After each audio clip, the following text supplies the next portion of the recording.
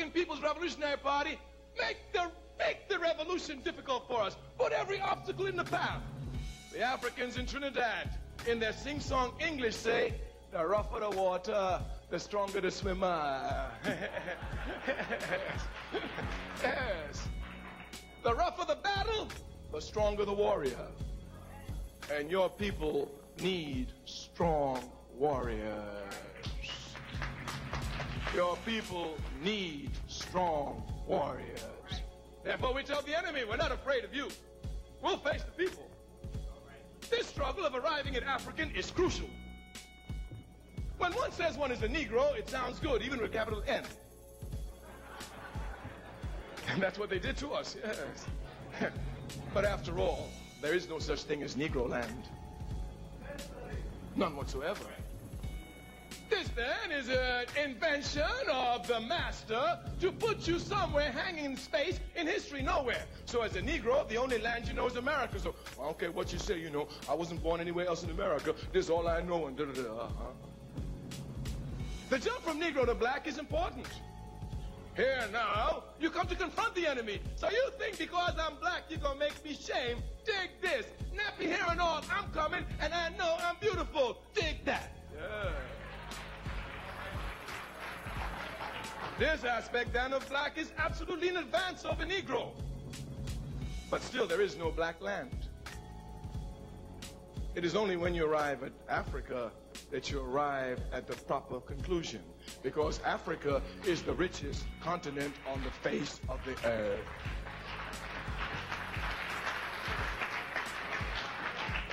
Africa's wealth is not to be found in her uranium, her gold, and her diamonds. Africa's wealth is to be found in the great contributions which we made to humanity in the area of morality, ethics, and humanist values.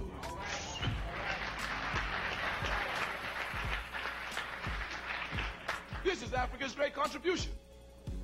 We want to just pause a little about Africa's contribution. We usually give the one on religion, so many of you have heard it before, but it's important. It shows us so much. We say the enemy not only makes you ignorant, but then makes you lazy in your ignorance, makes you enjoy your ignorance, and fight against any acquisition of knowledge.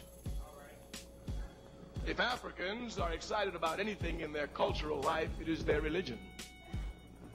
We are a very, very religious people. Africans carry the Bibles under their arms everywhere. Go into their houses, you'll find copies everywhere.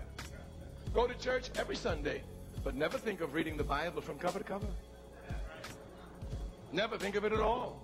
Though they will swear that this is the book that dominates their lives. The capitalist system makes them Christians, not have them read the Bible, and let them think they're Christians. And who's giving them Christianity? A pimp who uses the pulpit to drive a Cadillac.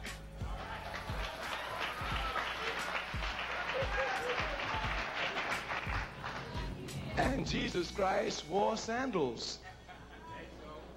He said, it's easier for a needle to go through, a camel to go through the eye of a needle than for a rich man, any rich man, to enter the kingdom of heaven. And yet you will hear preachers who tell you, you just got to send me a letter, and I'll pray to God, and God will send you a $20 bill.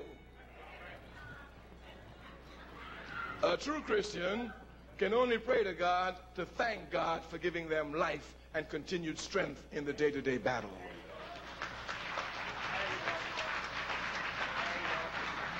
We do not leave it here on this level. We say the enemy comes to confuse us.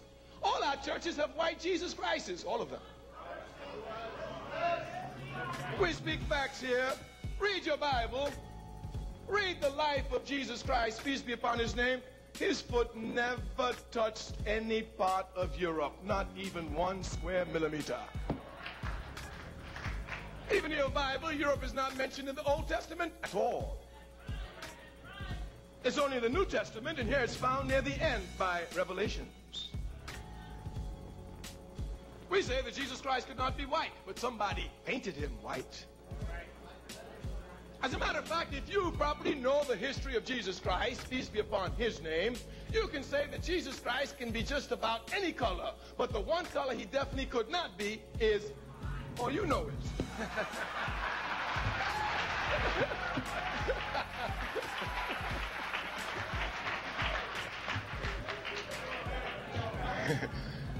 few days ago, when speaking with a sister, she told me, Brother Kwame, I have a lot of trouble with Christians. I said, no, you shouldn't have trouble with them. She said, yes. She said, I went to this Christian. I just told them about Africa. They told me, get out of my face. I said, she's not a Christian. Any Christian must respect Africa. Every Christian must respect Africa. The first country mentioned in the Bible, Genesis 2, verse 13, Ethiopia is in Africa. That's Genesis 2, verse 13. In your Bible, it might be spelled Cush. Don't get confused. When they say Cushite, they're talking about you. You are the Cushites. You will just go to any dictionary and you look at the word Cush, it will say ancient name for Ethiopia. Cush. When Jesus Christ, peace be upon his name, was in trouble, everybody wanted to lynch him, kill him, threaten his life. He had to run. Who gave him refuge? Africa. Where did he grow up? Africa. Where was the first church established? Africa. Where was the first monastery established? Africa. The very intellectual development of the church came out of Alexandria, which is in Egypt, which still is in Africa. We just mentioned briefly some of Africa's great contributions to Christianity, only in passing. As a matter of fact, I do not think, and I'm not certainly a student of the Bible. As a human being, I read the Bible. Even if I'm not a Christian, I have to read the Bible because so many people call themselves Christians and are affected by this book. If I must deal with them, I too must know something about the book. I'm not a scholar in the Bible, but I'm almost sure that probably the word Egypt and Ethiopia appears in the Bible more than any other country mentioned in the Bible. We just cite these facts to show you that if Christians were reading their Bible, being Christians who are also Africans, they would be doubly proud. Proud of what Africa has done for Christianity, and proud as Christians that they can affirm what they are and show their beautiful image as their God, as they say, created them, different for others for his own best understanding.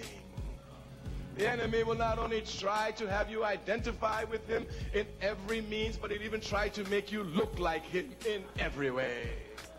Yes. But your God is a mighty God. Your God knows what he's done.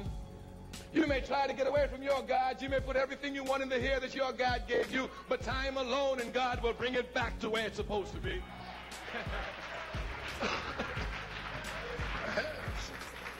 You do not think that we're not consistent. If you wore your hair in the natural in the 60s and then you come back and change in the 90s, don't think everybody else has changed.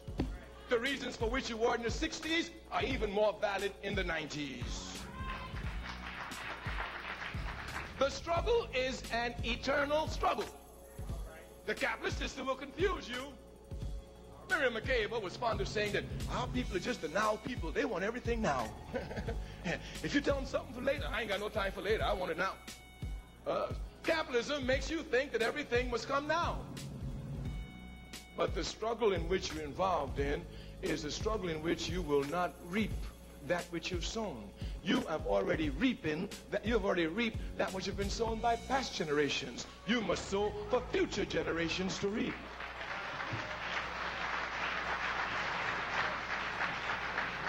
I'm so tired of brothers and sisters coming and saying, when we going to enjoy the good life? It ain't for you, it's for the next generation. Do your work now for the next generation. When you work for your people, it is not what you receive, it's what you give. And the best thing about working for the people is that what you really give for the people, sometimes nobody else knows except you. This is real struggle for the people. This is real struggle for the people. Thus, we must wipe out from our minds that the struggle in which we're involved in is going to give us any victories. The struggle in which we're involved in is an eternal struggle. We are not working for ourselves. We are working for generations to come. Therefore, what I've done, you ain't even begin to see. Generations later will come to thank us for the work we've done now.